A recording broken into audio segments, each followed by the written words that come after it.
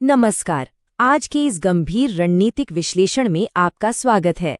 चलिए सीधे जमीन पर उतरते हैं। आज हम 2025 के विधानसभा चुनाव के बाद बिहारीगंज यानी AC-71 का एक क्लिनिकल और डेटा संचालित पोस्टमार्टम करने जा रहे हैं। याद रखिए, ये कोई टीवी स्टूडियो की बहस या आम राजनीतिक गपशप नहीं है।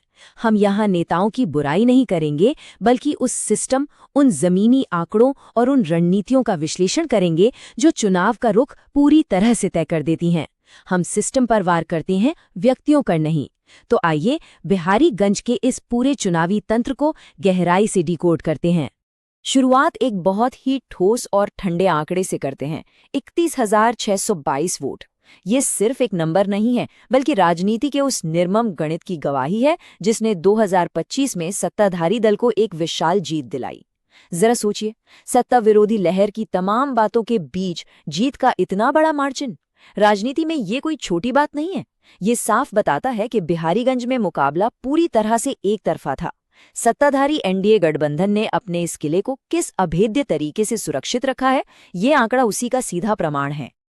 लेकिन क्या जीत का ये भारी अंतर इस क्षेत्र की असली खुशहाली को दर्शाता है? बिल्कुल नहीं। कागजी दावों और जमीनी हकीकत में आसमान जमीन का फर्क है। बिहारीगंज की असली धड़कन को महसूस कीजिए। हर साल कोसी नदी का वो विनाशकारी कहर जो जिंदगियों को डुबो देता है, मक्के की लगातार गिरती कीमतें जो किसानों की कमर तोड़ रही हैं, और वो सूनी आंखें जो रोजगार की तलाश में अपने युवाओं को पलायन करते देखती हैं। ये है बिहारीगंज का असली दर्द। इस दर्द और इस पीड़ा को समझे बिना आप यहाँ की कोई भी रणनीतिक बिसात नहीं बिछा सकते। और यहीं पे आकर सबसे बड़ा विरोधाभास पैदा होता है। जरा सोचिए, इतनी भयंकर आर्थिक तंगी, इतनी भौगोलिक मार, लेकिन सत्ताधारी दल के खिलाफ वोटिंग के दिन कोई गुस्सा नहीं दिखा, कोई कड़ा चुनावी प्रहार नहीं हुआ। दर्द बिल्कुल असली है, किसानी का संकट बहुत गहरा है, लेकिन ये सब वोटिंग पैटर्न में सत्ता के खिलाफ गुस्से के रूप में तब्दील क्यों नहीं हो पाता? आखिर वो कौन सी व्यवस्था है, कौन सा ऐसा अदृश्य सिस्टम है जो जनता के इस भारी असंतोष को चुनाव के दिन पूरी तरह से बेअसर कर देता है? इसका सीधा और सटीक जवाब आपको बिहारीगंज के कठोर जनसांख्यिकीय ढांचे और जातीय गणित में मिलेगा। यहाँ यादव समुदाय लगभग 14.26% है, लेकिन सत्ताधारी पक्ष ने जो राजनीतिक इंजीनियरिंग की है ना, उसने विपक्ष के हर दांव को फेल कर दिया है। उन्होंने लवकुश और अति पिछड़ा वर्ग यानी ईबीसी, साथ ही महादलितों का एक ऐसा ठोस 77.88% का ब्लॉक तैयार कर लिया है जिसे विपक्ष का पारंपरिक वोट बैंक भेद नहीं पाता। ये सिर्फ जातियों की गिनती नहीं है, ये सामाजिक एकजुटता का एक बहुत ही सूक्ष्म लेकिन अचूक खेल है जिसने विपक्ष को हाशिए पर धकेल दिया है। अगर हम 2015 से 2025 तक के 3 टर्म वोटिंग ट्रेंड को देखें तो तस्वीर और भी साफ हो जाती है। 2010 से ही इस सीट पर जेडीयू का निर्विवाद वर्चस्व कायम है।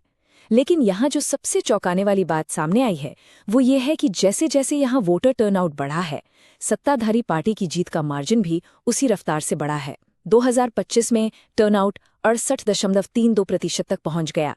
आमतौर पर लोग मानते हैं कि भारी मतदान मतलब सत्ता विरोधी लहर, लेकिन नहीं, यहाँ ये सीधे तौर पर सत्ताधारी दल के अचूक और आक्रामक बूथ मोबिलाइजेशन का नतीजा था।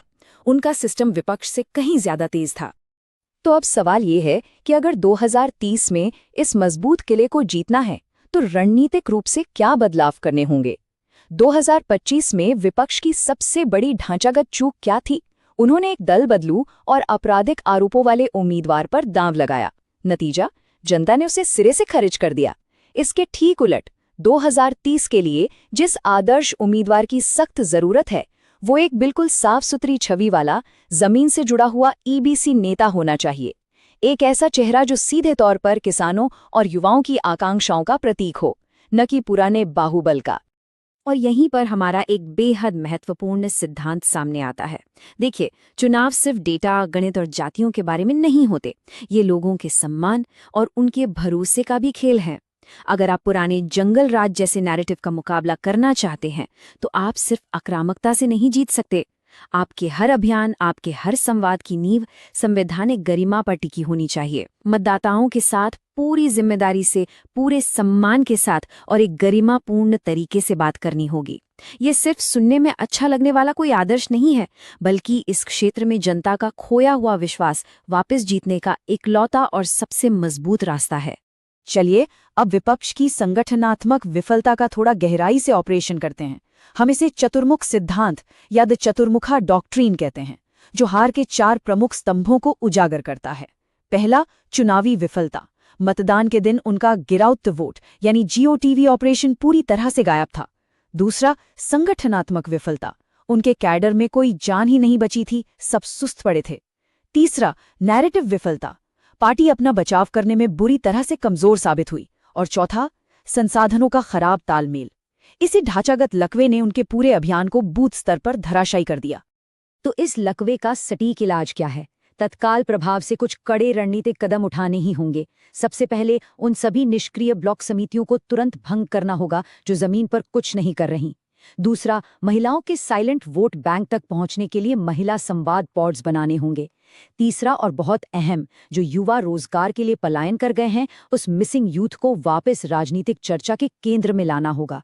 और चौथा, कोसी क्षेत्र में एक स्थायी बाढ़ राहत नेटवर्क खड़ा करना होगा, ताकि आप सिर्फ चुनाव के वक्त नहीं बल्कि पूरे साल जमीन पर लोगों के बीच दिखें।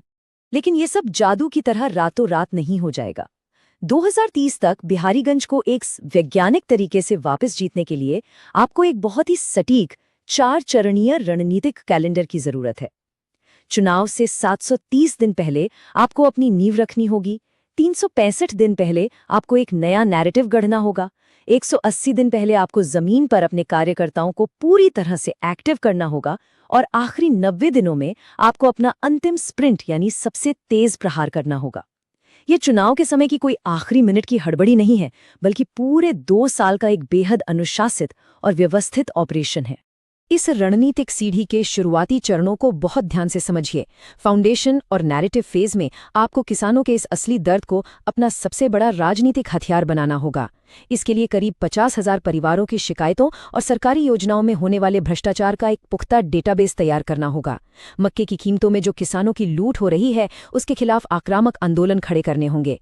युवाओं के रोजगार के लिए 10,000 हस्ताक्षर जुटाने होंगे। जब आप ऐसा करेंगे, तब जाकर आपका एक ऐसा जैविक और ठोस जनाधार बनेगा जो किसी भी राजनीतिक हवा से नहीं टूटेगा। लेकिन एक मिनट रुकिए। जब हम 50,000 परिवारों के इस शिकायत डेटाबेस को तैयार करने की बात करते हैं, तो एक बात बिल्कुल स्पष्ट होनी चाहिए। इस तरह के किसी भी केंद्रीकृत डेटाबेस का निर्माण पूरी तरह से भारत के डीपीडीपी यानी प्राइवेसी और डेटा प्रोटेक्शन कानून के दायरे में ही होना चाहिए। नागरिकों की निजता का सम्मान करना, उनसे स्पष्ट सहमति लेना और उस डेटा का इस्तेमाल सिर्फ उसी काम के लिए करना जिसके लिए वो लिया गया है, यह हमारी सबसे बड़ी प्राथमिकता होनी चाहिए। हम यह पूरी व्यवस्था एक बेहतर और पारदर्शी गवर्नेंस के लिए बना रहे हैं, किसी के अधिकारों में दखल देने के लिए नहीं। अब हम आते हैं सबसे अंतिम और निर्णायक चरण पर, ग्राउंड और स्प्रिंट फेज।